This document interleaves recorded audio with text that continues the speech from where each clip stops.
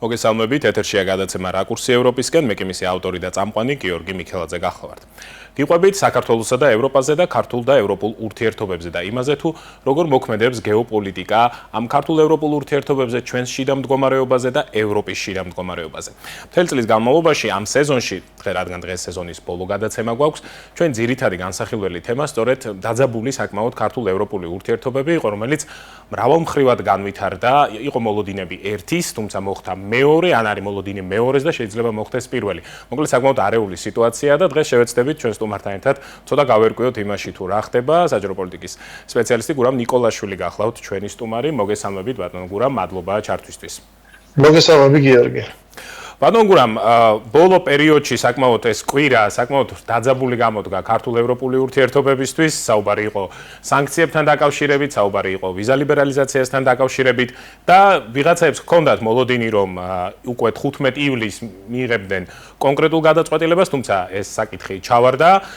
გარდა უნგრეთისა და სლოვაკეთისა, რომელიც ტრადიციულად, ასე ვთქვათ, მხარს უჭერს საქართველოს ამ საკითხებში, კიდევ სხვა ქვეყნება, 6 სხვა ქვეყანამ უარი თქვა ვიზა ლიბერალიზაციის ნაწილის საკითხში გაუქმებაზე, სანქციების ნაწილშიც ბუნებრივია, სადაც 27 ქვეყანაა საჭირო, მით უმეტეს უნგრეთის და სლოვაკეთიდან გამომდინარე არ მოხდა ეს საკითხი, თუმცა ახლა გვეუბნებიან, რომ ასე ვთქვათ, დედლაინი არსებობს 31 აგვისტომდე, თუმცა 20 ოქტომბრამდე ოფიციალური შეკრება ევროკომისიაში არ აქვს. აქედან გამომდინარე საინტერესოა თქვენი მოლოდინები როგორია, ეს უბრალოდ საუბრებია თუ არის იმის რეალური საფრთხე, რომ იგივე ვიზა ლიბერალიზაციის საკითხი ეჭქვეშ დადგეს?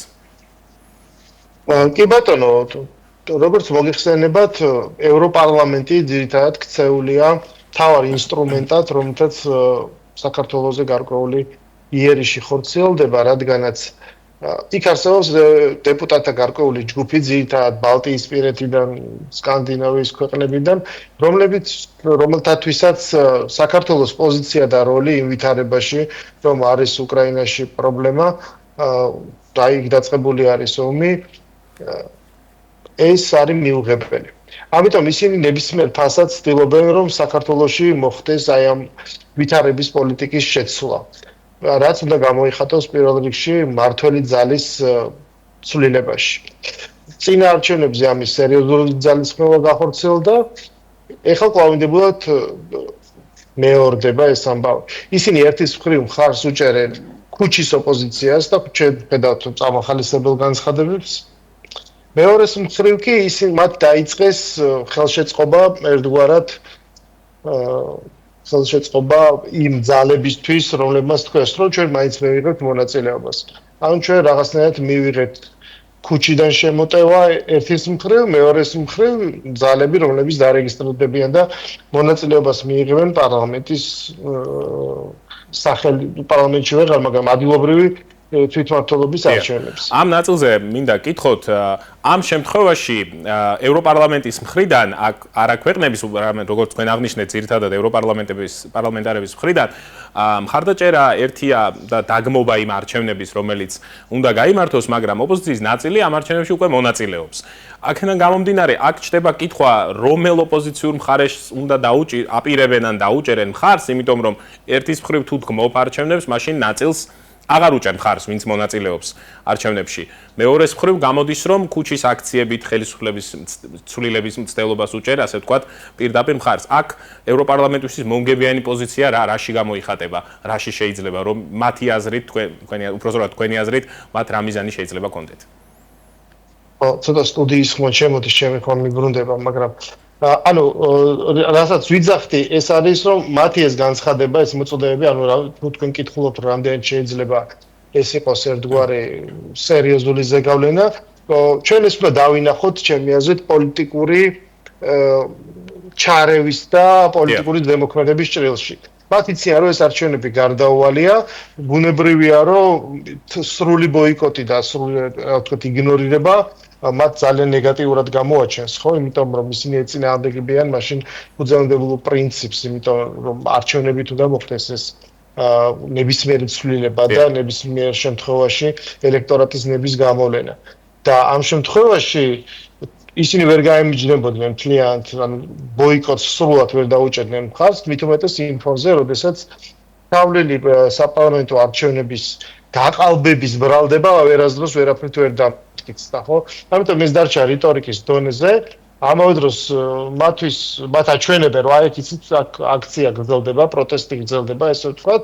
ამიტომ ერთის მხრივ ხარს უჭერენ სწორედ აი ამ ქუჩის პროცესს და მეორეს მხრივ საკუთრივ იმ არჩევნებსაც კი რაც ჩვენთან უნდა გაიმართოს. თავარი შეცდომა რასაც უშვებენ არის ის, რომ ისინი სწორად ვერ აკეთებენ კონსტრუირებას თუ როგორ ფიქრობს საქართველოში საშუალო ამურჩეველი, ესე ვთქვათ, ხო?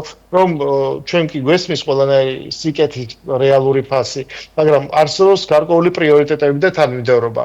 ჩვენი ისტორიიდან თუ უახლესი წარსულიდან გამომდინარე, პირველად იღირებულება რას აქვს და შემდეგ რა მოდის რიგში. და ბუნებრივია თუ კი ჩვენ ხვდებით, რომ ძალიან ცხელ რეგიონში ვიმყოფებით, რეალური არის კონფრონტაციის, კონფლიქტის საფრთხე, ამასთან მიმართებაში ბუნებრივია, რომ უკანა პლანზე იწევს თუნდაც ვიზა ლიბერალიზაციის საკითხი, მით უმეტეს იმ ფონზე, რომ ეს გარედან დამუქრებულია, ხო? გარედან მოსული მუქარა, რომელიც გასაგებია, რომ როგორც ბერკეტი ისე ხდება მისი გამოყენება. კიდევ ერთი შეკითხვა, ამ ბოლო დროს ევროკავშირის მხრიდან, მაგალითად კაია კალასის მხრიდან, ვლინდება, ასე ვთქვათ, სიმპათეტიკური განცხადებები აზერბაიჯანის, სომხეთის, თურქეთის მიმართ, რაც აქამდე გამორიცხული იყო და თუ იმ გარკვეულ მუხლებს ავიღებთ რა მოთხოვნებით საქართველოს ხელისუფლებას გამოუგზავნა ევროკომისიამ აზერბაიჯანსა და თურქეთში მსგავსი კუთხით რაიმე ასე ვთქვათ უფლებრივი მდგომარეობის გაძლიერება მით უმეტეს გამორიცხულია იგივე რელიგიური ფაქტორებიდან და ასე შემდეგ. ანუ ბევრად უფრო მკვეთრია რაღაც დამოკიდებულებები აზერბაიჯანსა და თურქეთში ვიდრე საქართველოში. ეს ორმაგი სტანდარტი რამდენად დადებითად აისახება ევროკავშირის ზოგად ასე ვთქვათ, სახეზე და იაზრებენ თუ არა თქვენი აზრით ისინი იმას, რომ ახლა საქართველოს მოსახლეობის ნაწილი ამას ხედავს და იაზრებს, რომ არ გამოდის, რომ მიწუნებდე მე დემოკრატიას და ამ დროს თურქეთში, აზერბაიჯანში ან კიდე სხვა ქვეყანაში აქებდე დემოკრატიას და ამბობდე, რომ საქართველოზე ბევრად უკეთესი მდგომარეობაა. იცით რა არის, ერთის მხრივ არსებობს განსხვავება, ხო, ამ ქვეყნებში შორის, იმიტომ რომ შეუძლია ოპონენტს თქვას, რომ თქვენ გაქვთ კანდიდატის სტატუსი და ამიტომ თქვენ სხვა საზომით იზრდომენ ვიდრე აზერბაიჯანი და სომხეთი. ჩვენ ვისმამ რიტორიკას, როცა ჩვენ ვისვათ ძალიან თბილ დამოკიდებულებას იმ ქვეყნების მიმართ, რომლებიც ჩვენზე ბევრად უკან იმყოფებიან სტატუსით და ჩვენ ხედავთ აი ამ არა მარტო კაც რიტორიკას ჩვენს მიმართ, არამედ რეალურ ჩარევას და ზემოქმედების პრაქტიკულად ზეწოლას, ამ ფონზე ცხადია რჩება უსამართლობის განცდა. ამავე დროს უნდა გვახსოვდეს, რომ შინაარსი რა არის ამ ზეწოლის, ანუ ევროკანდიდატის სტატუსთან რა კავშირია გუვიზო პირდაპირ, ესე ვთქვათ, რა კავშირია გუვიზო რეჟიმს. გუვიზო მიმოსვლის რეჟიმს. ჩვენ გვახსოვს, რომ 2017 წლის 28 მარტს გამოქმედა უვიზო რეჟიმი, კანდიდატის სტატუსი მივიღეთ ბევრად გვიან და სრულიად სხვა ვითარებაში. ისიც დაგვიანებით და მაშინაც ამ სტატუსის მინიჭების პროცესი იყო აღსავსე ზეწოლის მცდელობით, ხო, მოგცეს უკრაინაზე და მოლდოვაზე გვიან და ასე შემდეგ. უკრაინის საკითხზე გადავიდეთ, გუშინ საკმაოდ უცნაური რამ მოხდა ერთის მხრივ ბოლო 3 წლის კუთხით რომ შევხედოთ, თუმცა ბევრი ექსპერტი იმასაც აღნიშნავს, რომ ესეთი მოქმედებები მოსალოდნელი იყო. უკრაინამ რადამ მიიღო კანონი იქაური ანტიკორუფციული ბიუროსა და ანტიკორუფციული პროკურატურის გენერალურ პროკურატურაზე მიერთების შესახებ, რასაც მიღებიდან დაახლოებით 15 წუთში მოყვა კომენტარები ევროკავშირის მხრიდან, გაფართოების ევროკომისრის მხრიდან, დღეს საგარეო საქმეთა მინისტრებმა გააკეთეს კომენტარები და მოულოდნელად, ასე ვთქვათ, შეშფოთება გამოხატეს ვოლოდიმირ ზელენსკისა და მისი პოლიტიკის მიმართ, რაც ბოლო 3 წლის განმავლობაში შეუძლებელი იყო სადმე გენახა, რომ დასავლეთში ვინმე შეშფოთებულიყო ვოლოდიმირ ზელენსკის რაიმე მოქმედებით. ამ კუთხით თან რაღაცნაირად მოგეჩვენა თუ არა ნაცნობის სურათი, რომ ქვეყანა ღებულობს რაღაც კანონს, რაც არ მოსწონთ და იმ წუთში იბეჭდება სტატიები, ინტერნეტში კეთდება განცხადებები, გამოდიან სხვადასხვა განცხადებები. იმ წუთში მოხდა ერთ დღეში სამხედრო მდგომარეობაში, საომარ მდგომარეობაში ყოფ ქვეყანაში მოხდა საპროტესტო აქციის შეკრება, რაც იდეაში ზოგადად არ ხდება.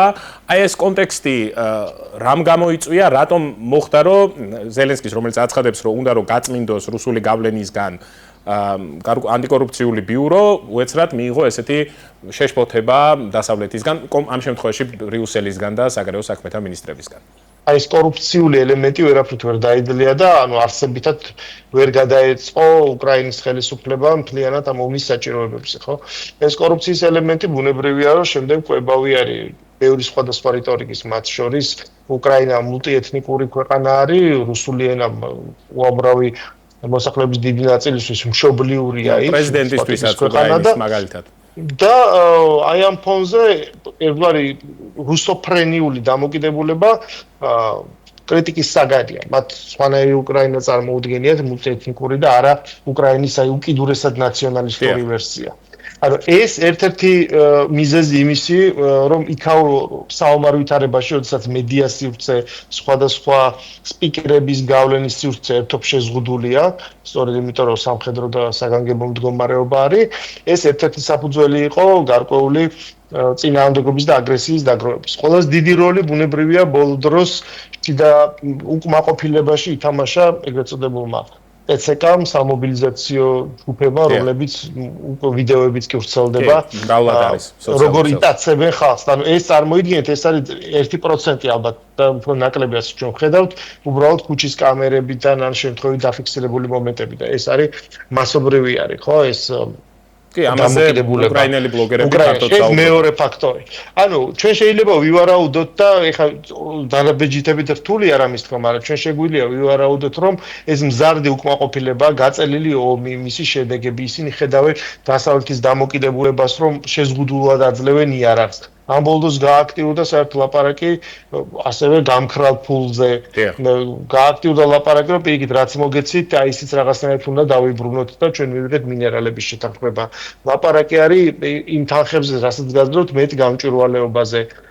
აი ეს წარმოიდგინეთ, ყველაფერი ერთ კალათაში გროვდება და უცებ დღეს ვიგებთ, რომ თუ კი ეს პრაქტიკულად არის, ანუ დასავლეთის მიერ შექმნილი ორგანოები, გარეგნული, გარედან შექმნილი ორგანოები, რომლებიც ამას აკონტროლებენ და უცებ აი ზელენსკი ამბობს, რომ ის მიმართაც არის უკმაყოფილებები დაგროვილი, მაგრამ ამის გამო ხატო ვერ ხდება, სწორედ ამ საომარი ვითარების გამო, რომ მე ამასაც ვაუქმებ. ანუ უცებ გაჩნდა, რომ უზურპაცია ძალაუფლების რაღაცნაირად ავტორიტარიზმში გადასვლა კიდე ახალ სიმაღლეზე არის. ამიტომ შეიძლება ვივარაუდოთ, რომ ეს პროტესტი არ უკავშირდება მხოლოდ ესე ვთქვათ ამას, ამ ფაქტორს, არამედ უკავშირდება მთლიანად ემოციურად აი ამ საომარ განწყობას. ან ერთგვარი დატესტვაც ხომ არ იყო? ადამიანები ომით დაიღალნენ. ეს დატესტვაც ხომ არ იყო იგივე უფრო მასშტაბური საპროტესტო აქციების მოსაწყობად მომავალში. ერთგვარი ტესტი ასე ვთქვათ. ნუ ვიღაცისთვის ალბათ ეს ტესტიც არის და რაღაცა დაკვირვებით გამოიტანს დასვას, მაგრამ მეორეს მხრივ ასევე უნდა ითქვას, რომ ყოველთვის ანუ დღეს უკვე ნებისმიერ ქვეყანაში მოწყობილი აქციაზე დაკვირვებით შეიძლება ერთიანი რაღაც გარკვეული ხელწერის ამოკითხვა, რომ რამდენად შეიძლება ეს იყოს ორგანიზებული. ჩვენ ხედავთ საქართველოში არსებულ ეგრეთ წოდებულ პროტესტს მისი მედიური, პოლიტიკური და აქტივისტების გამოვლინებით და დღეს გუშინ დღიდან მოყოლებული ამ თემაზე არის აბსოლუტური დუმილი. აი დღევანდელი რიცხვი ჩვენ 23 ივლისი უბრალოდ დავიმახსოვროთ, რომ დღეს საერთოდ არც ერთი კომენტარი მე პირადად არ მინახავს, თუ თქვენ გინახავთ იქნებ მე მაჩვენოთ, არც ერთი კომენტარი არ მინახავს აი შეფასებით, როდესაც ანუ გაცილებული არ იყო მაგალითად თვითმფრინავები რუსეთში, ხო, როდესაც ან კურსკში კონტრშეტევა კურსკის ოლქში, ან თვითმფრინავებზე სტრატეგიულ ბომბდამშენებზე თავდასხმა, ჩვენ ვხედავთ ჟივილხილს, ქართულ ეს ვთქვათ ნაწილს ვიძახი, ქართული ხარდამჭერების უკრაინის ჭალებში. ჩვენ ვხედავთ არა მარტო ემოციურ ჟივილხილს, არამედ ღრმა ანალიზს, რომ აი შემოტრიალდა ვითარება და უკრაინა ომში გაიმარჯვა და ასე შემდეგ. დღეს აი ეს აუდიტორია თავისი მოლაპარაკე თავებით, გავლენის აგენტებით, სასარგებლო იდიოტებით, ქუჩაში აკაცუკებით და ასე შემდეგ არის სრული დუმილი, მათ არიციან რა თქვა, მათ არიციან რომელ მხარეს უნდა დადგნენ. ამ მხარეს აუცილებლად უნდა დადგნენ, იმიტომ რომ ისინი სამყაროს სწორედ ესე ხედავენ, რომ არსებობს მხარეები და რომელიც ანუ და ეს მხარე ორი მხარეა ძირითადად, ერთი თეთრია, მეორე შავია, ბუნებრივია უნდა იდგე თეთრ, ანუ ისტორიის სწორ მხარეს. აი ამ შემთხვევაში უკვე გართულდა, იმიტომ რომ მთელი ესთეტიკით, მთელი შინაარსით, მათ დაინახეს საპროტესტო აქცია, რომელიც არის იდენტური იმისი, რომელსაც თავადაწყობენ, მაგრამ მეორე მხარეს აღმოჩნდა ზელენსკი პრეზიდენტი, რომელიც არის გმირი, თავი პრობლემა ხო რუსეთია. ხო, მისი რაღაც დამარცხებელი, რომელიც ამარცხებს ესე პუტინ გველეშაპს, წმინდა გიორგის ალუზია. ხო, ეს წარმოდგენა არსებობს. და უცებ მეორე აი ამ ვითარებაში ხო და ამ დროს ევროკავშირის ინსტიტუციას იცავენ, ხო, ანუ გარედან დასაქმნელ ხელოვნურად დასავლურ ინსტიტუციას იცავენ. ეს საპროტესტო მუხტი და აი ეს გაყოფა დღეს ჩვენ ვიღებთ სწორედ ამ სურათს. ეხლა ნუ ელოდებიან ალბათ რაღაც დამატებიც, თუმცა ალბათ იმედი გქონდათ რომ იქნებ ბოლომდე არ გავიდეს, მაგრამ პრეზიდენტმა უკვე ხელი მოაწერა ამ კანონს. ყველაზე კარგი მაგალითი როდესაც ჩვენ წამლად ერთი შეფასება ვერ ვნახეთ, ვერცად აი სოციალურ ქსელში არის. თელი დღე ვადენებთ. თავს მაგრამ წამლად ვერ ვნახე ერთი შეფასებაც. რომ ბევრი ექსპერტს საერთოდ არაფერი არ დაუწერია ამ თემაზე. ანუ ბევრს არც ერთ. ანუ ერთი მითხარი მე ყოველ შემთხვევაში სადაც ხედავდი ხოლმე ყველა მოსაზრებას, იქ ეს მოსაზრება ორი დღეა უკვე მეორე დღე არ მინახავს. მე გულისხმობ იმ ადამიანებს, ხო რაღაცა ჯგუფი მაგაში ნამდვილად გამორჩეული არიან. ბატონ გურამ, აუცილებლად ეს თემა რო განვავრცოთ, არც შეიძლება თეორია უბრალოდ, მაგრამ საერთოდ ემთხვევა რა მომენტები. ტრამპს მიცემული აქვს 50 დღე რუსეთისთვის და უკვე 3 სექტემბერს რაღაცა უნდა მოხდეს, ასე ვთქვათ. ყოველ შემთხვევაში ჯერჯერობით ასე არის მოსალოდნელი. პარალელურად ამერიკა დღეს სახელმწიფო დეპარტამენტმა გააკრიტიკა ევროკავშირი კიდევ ერთხელ დღეს მოხდა ეს გააკრიტიკა ევროკავშირი სხვადასხვა ქვეყნებში ჩარევასთან და ასე შემდეგ ასე ვთქვათ განსხვავებული აზრის დევნასთან დაკავშირებით. პარალელურად ამისა საუბარია იმაზე რომ შეიძლება შეიქმნას საგამოძიებო კომისია რომელიც უკავშირდება ბარაკ ობამას და მაშინდელი სახელმწიფო სტრუქტურების რაღაც ორგანიზებას ტრამპის ასე ვთქვათ გაპრორუსულებაში და ამ კონსტიტუციის დარღვევაში და როგორც კონგრესის თავმჯდომარე ამბობს სავსებით რეალურია ეს მოხდეს. ხომ არ და მანამდეც იყო JD Vance-ის არაერთი განცხადება, ხომ არ გვაქვს ისეთი სიტუაცია, როდესაც ასე ვთქვათ, კონსერვატიული ამერიკა ნელ-ნელა იწყებს ყველგან იმ ძალების, რომელიც დემოკრატებთან იყვნენ, ასე ვთქვათ, გადაჯაჭვულები სხვა ქვეყნებშიც მაქსიმალურ მცდელობას რო ჩაანაცვლოს და ხომ არ იყო ეს მოქმედება უკრაინელების მხრიდან რაღაცნაირად ნაკარნახევი იმ ფორმით რომ აი დონალდ ტრამპს ან ამ ჯგუფს ამერიკელების თავი მოაწონონ ან რაღაცნაირად ამ ასე ვთქვათ ჟარგონს გამოვიყენებს სასტავში გადაბარგების მცდელობა ნელ-ნელა ან ჩვენება თითქოს რაღაცის სანამ 3 სექტემბერი მოვა რომ აი მე მზად ვარ რაღაცები ისე გავაკეთო როგორც შენ გინდა აღარ შევუწყო ხელი იმათ ვისაც შენ არ გინდა რომ ხელი შევუწყო რაღაც ამდაგვარის ჩვენების მცდელობა ხომ არ იყო ეს 50 დღიანი ულტიმატუმი მაშინ ჩანდა თითქოს უფრო რუსეთის მიმსამართით იყო ნათქვამი და გაკეთებული და ეს დემარში პრაქტიკულად დაგაწევთ სიტყვას დღესვე კონგრესის თავმჯდომარემ გააკეთა რომ შესაძლებელია ამ 50 დღის მერე თუ არ გაჩერდაო იძულებით მშვიდობაზე ამოქმედდეს ამერიკა, ოღონდ ორივე მხარის იძულება იგულისხმება მშვიდობისკენ, არა მარტო რუსეთის, აი იმ სიტყვაში რაც თქვენ თქვით. უკრაინის მიმართ ეს იძულება უკვე დაწყებულია და რთულია ეს ვერ დაინახო, ხო? ერთი ჩვენ გვახსოვს ეს მინერალების შეთანხმების ძალიან სამარცხვინო ეპოპეა, როდესაც უკრაინას პრაქტიკულად ზეწოლით მოაწერინეს ხელიდან გაუგებარია ბოლომდე რაზე, აწყვოში ეს არაფერს არ ძლევა.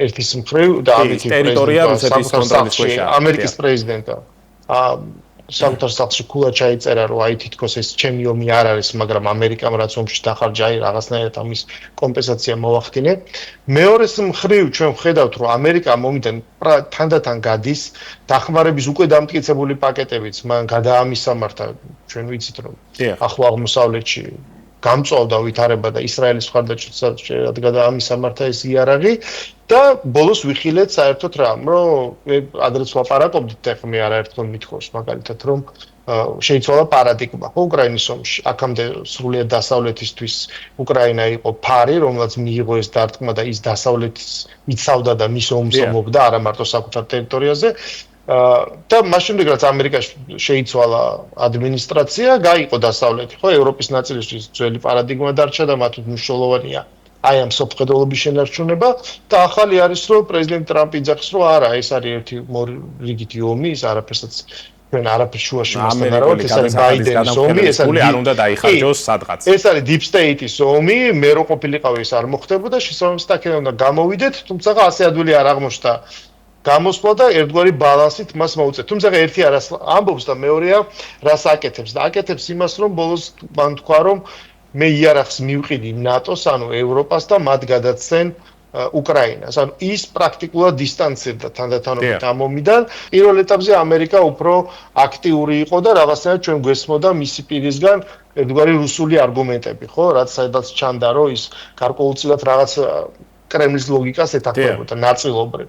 დღეს ეს აღარ გვესმის. ამ ვითარებაში როგორ ჩანს მართლაც პირდაპირ მიბმულია ის თუ როგორ დასრულდება ამბები უკრაინაში ქართულ ევროპულ და ქართულ დასავლურ ურთიერთობებთან და აქვე მინდა კითხოთ ნატოს სწავლება იმართება საქართველოში, რომელზეც ამბობდნენ რომ თითქოს არ აღიარებენ და არ ჩატარდება და ასე შემდეგ, მაგრამ იმართება ძალიან ჩვეულებრივად. თუმცა მე მაინტერესებს აი ამ 50 დღის გასვლის შემდეგ როდესაც 20 ოქტომბერს წესით აი უნდა დადგეს საკითხი თუ დადგება ვიზა ლიბერალიზაციის და სანქციების და ასე შემდეგ. ამ დროისთვის თუ უკრაინაში გამოიკვეთა კონტურები, რომ რაღაცა დაალაგებისკენ მიდის, არ აქვს მნიშვნელობა ამ შემთხვევაში ვის სასარგებლოდ, ხომ არ შეიცვლება მაშინ ევროკავშირის პოზიცია. იგივე საქართველოსთან მიმართებაში თითქოს ასე ვთქვათ, იმის მცდელობიდან გამომდინარე, რომ ის გავლენა რაც შეიძლება გქონდეთ, არ დაკარგონ და უფრო დათმობებისკენ წავიდნენ პირიქით. და ხომ არაა დაუშვათ ქართული ოცნების პოლიტიკა მაგაზე გათვლილი, რომ გაძლებაზე ასე ვთქვათ, რომ საბოლოო ჯამში მაინც ასე ვთქვათ, იქედან მოუწევთ თხოვნა, ვიდრე ჩვენ მათთვისო. არა, პრაქტიკულად ამ 50 დღეში, როგორც ამერიკულ ვადაში, ასევე ქართულ ვადაში, რამე არსებითი შეცვლა გამორიცხულია. შეუძლებელია, რომ რუსეთმა აი ეს მიიღოს წამდგომა და ამ კალენდრის მიხედვით იმოქმედოს, ის გააგრძელებს აუცილებლად თავის იმ პოლიტიკასაც ატარებდა და პირველი ინიციატივა ჩვენ ამ შემთხვევაში სწორედ უკრაინის მხრიდან ვნახეთ, ხო? საქართველოს შემთხვევაში ეს პასუხი დიდი ხანია გაცემული. რაც თავარია, ჩვენ გვყავს ესეთი ამ საქართველოს საკითხებზე მომუშავე ორი ჟურნალისტი არსებობს, ერთი ამერიკიდან, მეორე აგერ ევროპიდან, რომლებიც ხშირად წინსწრებით რაღაცებს გვამცნობენ ხოლმე, რიკარდ იოზუეს გულისხმობ, რომელიც პრაქტიკულად მეორე დღეს ვთქვა, რომ იცით რა არის ტექნიკურადაც ვერაფერი ვერ მოხდება. აი ეს 20 ოქტომბერი სწორედ იოზვი აკმაგა. 20 ოქტომბერი მან დაახმოვანა, საერთოდ დაიხურა ევროპარლამენტი, ყველა წავიდა შვებულებაში და დაბრუნდებიან ეგერ. და ოდიში დავამატებ უბრალოდ მაყურებლისთვის ისიც ხაზი გაუსვა იოზვიაკმა, რომ საქართველოს საკითხს ძალიან ზედაპირულად შეეხნენ ამ შეკრებაზე, ძირითადად რუსეთი და ისრაელი იყო და რომ არა დაუშვათ იგივე კაია კალასის აქტიურობა, შეიძლება საერთოდ არ განეხილათ ეს საკითხი. ხო, ამიტომაც არის, რომ ეს არის განცხადებების და რიტორიკის დონეზე, ეს არის ჩასხმული საწვავი იმ აუზებში, რომელიც აქ ყვებავს მედიას, მედია ყვებავს პოლიტიკოსებს, ყვებავს ამ ეგრეთ წოდებულ საპროტესტო ელექტორატს, ხო? და ამიტომაც ეს არის, იმიტომაც ვიძახეთ, რომ მხოლოდ და მხოლოდ არჩევნებზე ზემოქმედების ინსტრუმენტი, მეტი არაფერი. მაგრამ მაინც ეს პერიოდი იქნება გამოყენებული უფრო თვალსაჩინო გახდება სურათი თუ ერთი ან მეორე მიმართულებით როგორ გამიფარდება პროცესები. ალბათ წარმოუდგენელია, რომ რაიმე არსებითი ზურა უკრაინის ეს თქვა ფრონტზე მოხდეს, თუმცა ეს ცვლილებები ბუნებრივია, რომ საქართველოს გარკვეულწილად უკავშირდება, იმიტომ რომ რატომ არ უნდა თან ევროპას ესე ჯიუტად და ყველანაირად რაიმე დათმობაზე ხელშეწყობა წასვლა. იმიტომ რომ ეს ნიშნავს უკვე დადასტურებულად დე-ფაქტო შეცვლილი გეოპოლიტიკური მსოფლიო წესრიგის არქიტექტურის ცვლილების გაფორმებას. რომ უკვე ყველაფერი რაღაც სხვანაირად არის, ხო? აქამდე ყველაფერი მიჩნეული არის რაღაცა ექსცესებად და შემოფარგლული არის განცხადებებით. შეშფოთებების გამოხატვა ღაზაში არსებულ ურთულეს მდგომარეობაზე და რაღაცა დენილთა ბანაკების დაბომბვაზე ისრაელის მხრიდან. ეს არის ცალკეული ექსცესები.